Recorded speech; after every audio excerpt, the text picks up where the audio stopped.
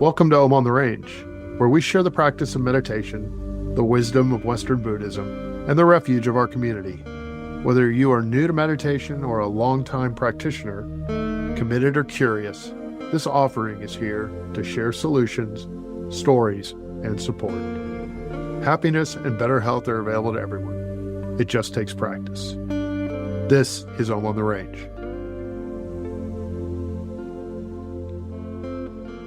You found Om on the Range.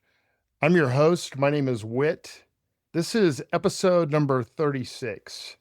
Om on the Range as a podcast is set up to share some wisdom and some ideas regarding Western Buddhism, meditation, and the power of community. And this week, we are very pleased to have Carol Murray on the show with us as co-host. Carol, welcome. How are you? Hi, Whit. I'm doing well. This is your first time co-hosting Om on the Range, so thank you. I thought to begin with, maybe you could just tell us a little bit about yourself. I have been at TBC for 11 years. I live in the West Plaza. I'm a retired psychologist. Yeah, I actually started my career at the age of 23 as a therapist on an inpatient psychiatric unit. And I'm telling you that 5 years on a psychiatric unit will prepare you for anything else in life that you're going to encounter. It was a great skill building kind of thing. I was a clinical psychologist for about 10 years, then moved to school psychology and worked in school settings, did some university teaching, but was 20 years as a school psych and across a special ed co-op that covered 4 districts. When I retired from that, I moved here to Kansas City. Before that, I had been in Hayes at the special ed co-op there. Okay. And so then moving here, though, was like coming home because I grew up an hour and a half south of here and just was very familiar with the city and needed to come back to help some family members who were struggling with some health. And then got hired by Quintiles to be a medical research consent writer and reviewer. So that was how I finished my career. I was there for 8 years. How many years were you in Hayes? 20. Okay. Yeah. Wow. Yeah. When did you first get interested in Buddhism? Was actually in high school. Honestly, I had a psychology teacher that wanted somebody to do a Religions of the World term paper, and I was his chosen person to do that. So I got to read about Eastern philosophies, and they just made a lot of sense to me. We did a study of religion in grade school. And I don't know why, because when I look back on the time I spent at school, I didn't really retain any of it. But for some reason, I remember in 4th or 5th grade, Buddhism was lumped in with Zen. Mm-hmm. And all I remember is that they said, yeah, that has more to do with trees and nature. And I remember even then that it really stuck with me. I was like, oh, well, that makes sense. Yeah. I had learned that the options that my parents had presented to me didn't really resonate with me. And by the way, I had great parents, love them to death. They finally kind of gave up on getting me to a Christian church. And my brother and sister didn't want to go either. And it's not like it was a knockdown drag out over it. It was just, it was a very quiet velvet revolution within the house. And that we were like, we don't want to go. And I'm not sure my dad wanted to go either. So that's how we went from becoming a little more agnostic at the Welch family. I think there's a lot of people at TBC too in our community that tried to force it, that tried to fit themselves into I'm sure Christianity and what was offered.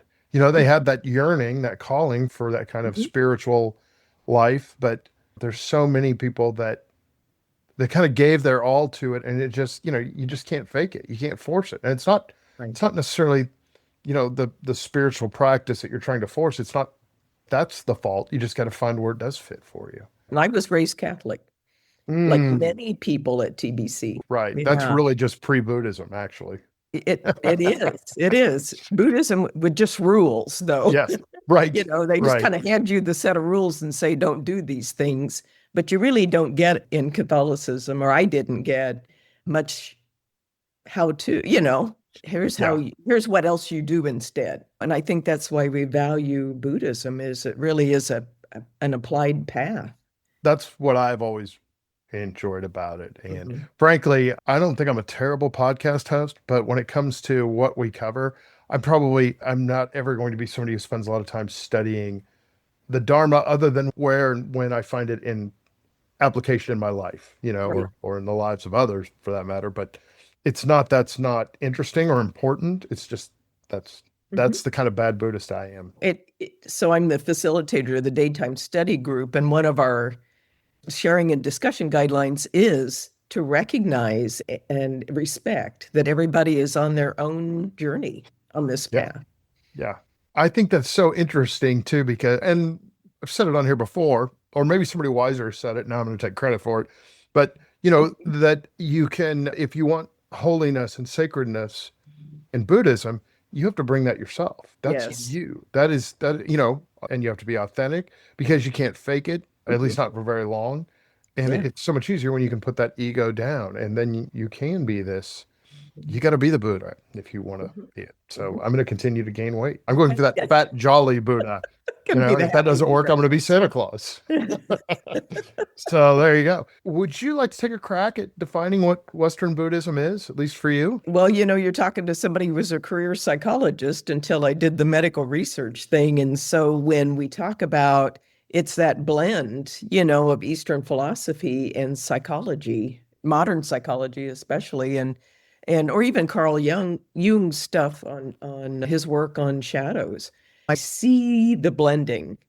When I've given Dharma talks and guided meditations and all that, I just see them. I see where they overlap, and I feel like in ways, that has helped me to be a better teacher and a better leader in groups and stuff because I know where that intersection is.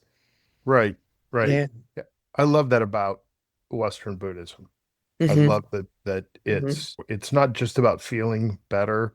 It's about Right. really, I'm going to say being better, but really it's about the healing. It's not really about being better. That's Yes. a bad term, but it's about being authentic. And you start to realize that, hey, the closer I can get to the real me, the Right. less suffering I'm going to have, the more happiness I'm going to have. Frankly, I think also the more success you're going to have as a Yeah. human. Maybe not in your career, it kind of, because then it kind of shines that light on, am I in the right career? And if you're not, that's probably a challenge. But Hmm. it's the way to live. It's the way to be. It's Hmm. it's what we're here for. Yeah. Um, One of the questions that sometimes people ask is, how long have you been practicing Buddhism? And what I realized with is that the question really is, when were you not practicing Buddhism? I can look at my career, as a school psychologist, and I would sit in my office getting ready for a meeting. And in that meeting was going to be, maybe we're meeting with the teacher, we're meeting with parents, we're meeting with the with the admin, over a child that's having learning difficulties, let's say. And, parents are obviously worried, teachers trying all kinds of interventions, probably not being wildly successful, or we probably wouldn't be meeting, right? And I would sit in my office and I would think about everybody in that scenario. And my question to myself was always, how do I support everybody in this picture? You know, and right. that's when we're all collaborating. Sometimes we'd have meetings where there would be some friction, Sure. but it's still, my question was still, I need to go into that meeting and how can I support everybody in this picture? And I look back at that now. I mean, that's how I operated as a psychologist. But I look at that now and realize it was very Buddhist. I was Right. much more aware than I probably thought at the time. Yeah, I think with your career path, Yeah. it gave you that opportunity Mhm. also to live the path, even maybe before you identified it. And I think that's tremendous, but you still have to have the awareness to understand that, hey, this is what this is. It's not just my career. It's not just that I care about other people, although that's a big part of it. It's Right. also that this is my whole life, is my practice, and vice versa. And, Mhm. so then it really starts to take off, I And think. it, I was just going to say, I didn't have that, and that's okay. But I look mhm. back and it was such, like a lot of people in our community, it was such a struggle. And you try a lot of different things to figure out where you're going to find whatever it is that you that you need. And I guess by all that, Right. I just mean, when are you going to come to that realization that this path is for you? And Right. Right. and a lot of us go through career changes, and we go through partners, and Hmm. sometimes addictions, or at least a dependency on whatever it is. And frankly, sometimes people struggle when they want to help so much that they get burned out in their career choice. Yeah. Um, Yeah. and Absolutely. then once you have a practice and you can apply it, and you can Hmm. be aware, and you've got some guardrails as to, Hmm. hey, I've got to take care of myself as well as others. But Actually, and I want to add to what you said though. So, after I moved here, I mean, my daughter had been attending TBC. She was a student at UMKC. And so I was following TBC stuff online. So I told myself when I move, then I will embed myself in right, TBC. I didn't right. know I would be embedded quite as much as I am, but that was my plan, Yeah, was to be involved. Then I got picked up by Quintiles, who's now IQVIA. That's my first corporate America experience as well. I'd always worked for hospitals and education. So now I'm in corporate America. The deadlines are tight, the demands are big, there's lots of pressure. Had a great boss, great coworkers, though. I mhm, mean, they're the people that made it livable, but the industry itself is making sure get these. We were in study startup. And so that meant we were launching research, medical research studies. So you can okay, imagine it's like get it done, get it done, get it done. But now I have had a practice that was much more invested in my practice. So I actually had on my monitor a couple of sayings, and one is that life happens for you, not to you. And you have to remember, I was working for a company that I was working with people from all over the world. mhm, And so now you're across cultures and across all kinds of, situations. And so there would be just lots of tension and pressure, and people, how fast can you get this done? And it was just like, it took me a little bit to realize that I can also get uptight like those folks, right, or I can relax into it. And the bottom line was my work was going to be done either way. I was going to have the documents done that they needed to have done. Did I want to make it a tense, awful kind of thing for myself? right, Or could I breathe into it or realize I'm in control of me and my response? And then, I could produce my work at a much calmer rate. The other thing was the Maya Angelou quote about people will forget what you did and people will forget what you said, but people will never forget how you made them feel. And so, again, I tried to leave every interaction in that company. I mean, any interaction I had with anybody, I right. wanted them to leave feeling better than when we started. And so those were two ways I applied my practice in a really tense, pressured kind of corporate setting.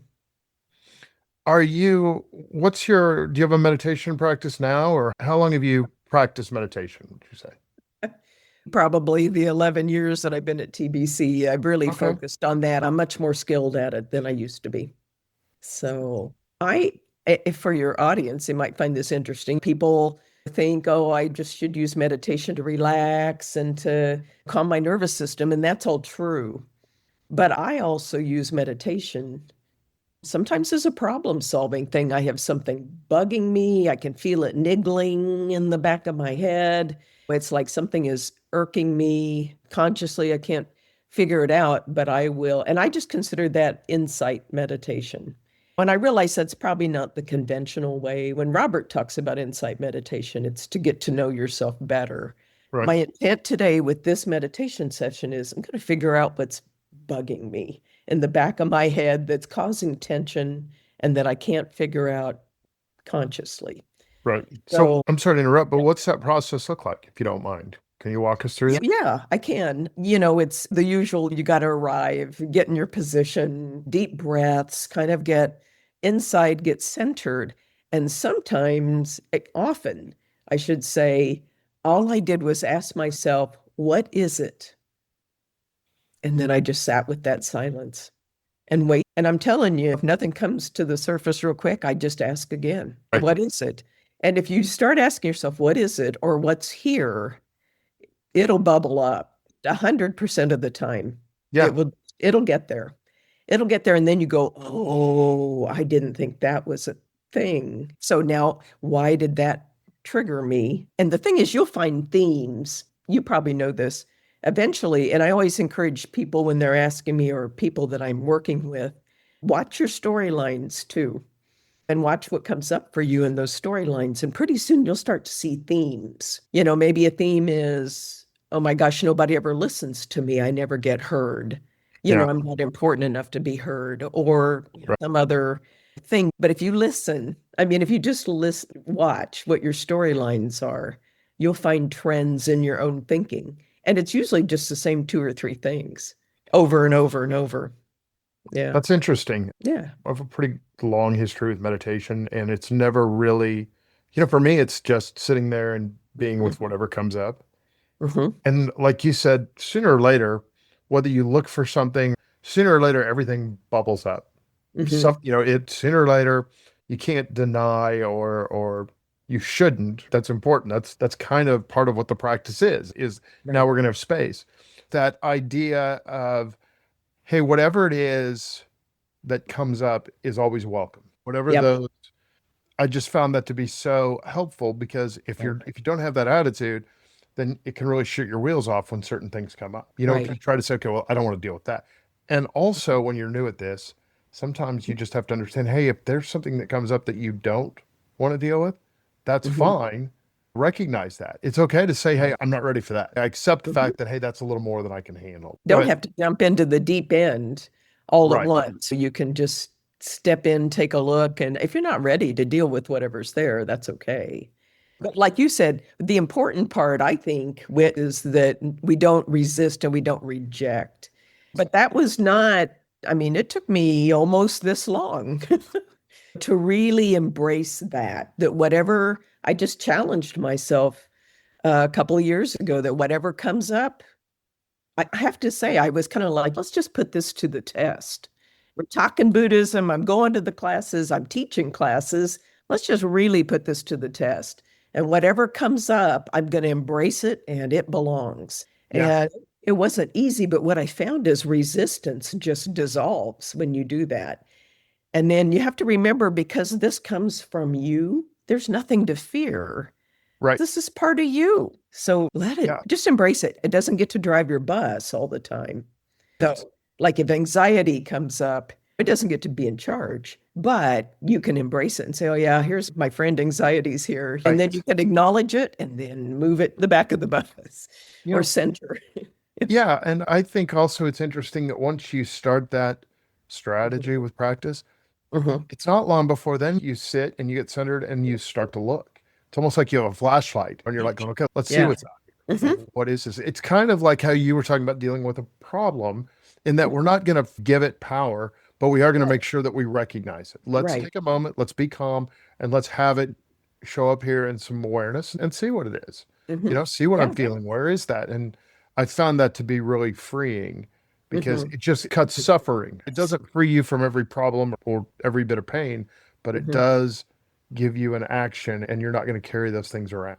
And then you respond with clarity.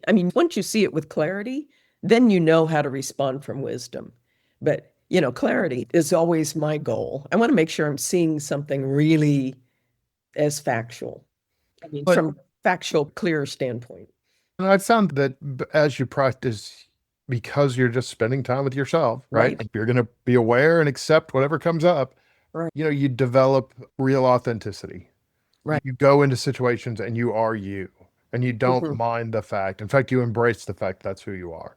So now you know who to be. I think it cuts down getting ready for any sort of social gathering by about half because it's like, Yeah, I'm going to wear this absolutely. and I'm going to be me. It's not the end of the world. If you don't have to sit there and go, do people like me? Am I smart? Am I good enough?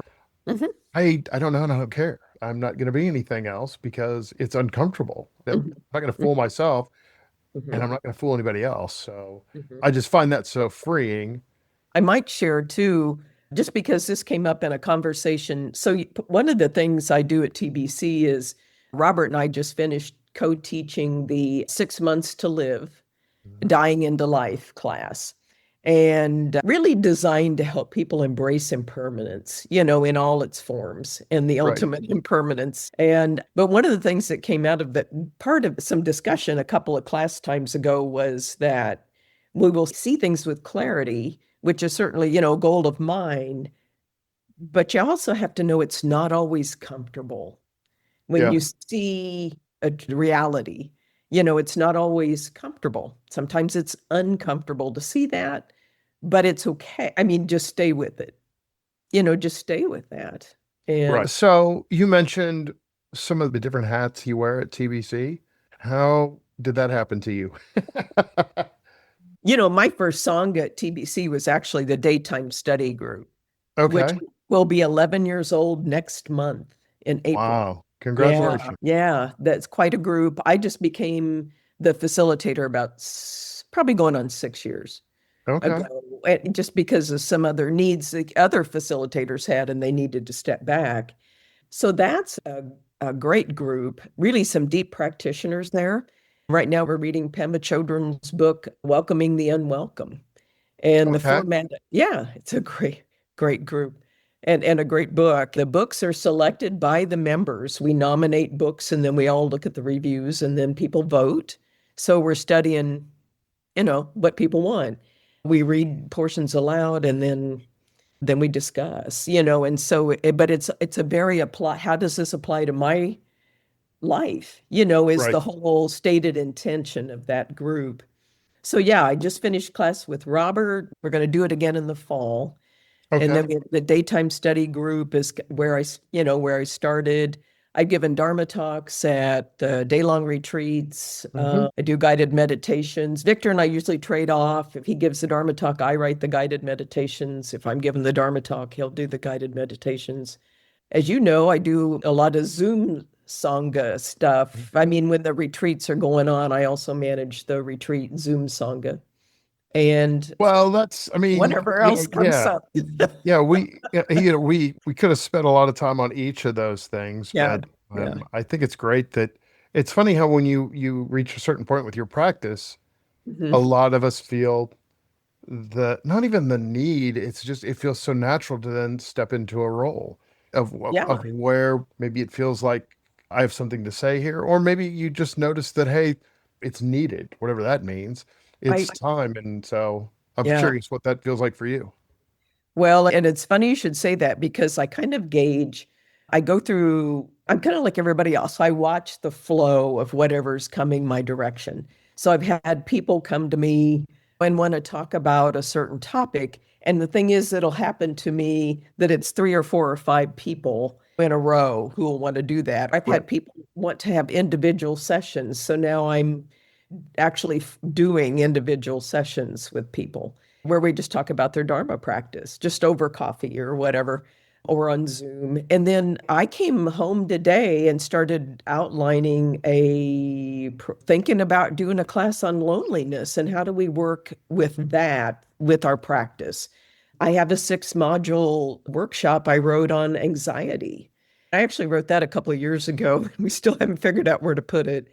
Do we want to big workshop, like a Saturday workshop, and then some follow-up classes or what? I've given those same modules though to like a turning point class at KU Med. And yeah, it's kind of out there and it's been well received. So I really probably should do that for TBC. But it really is all about how do you work your practice through the stuff we deal with all the Right. time. But I've heard more people lately tell me they're struggling with loneliness. And I thought we can work with that feeling through our practice.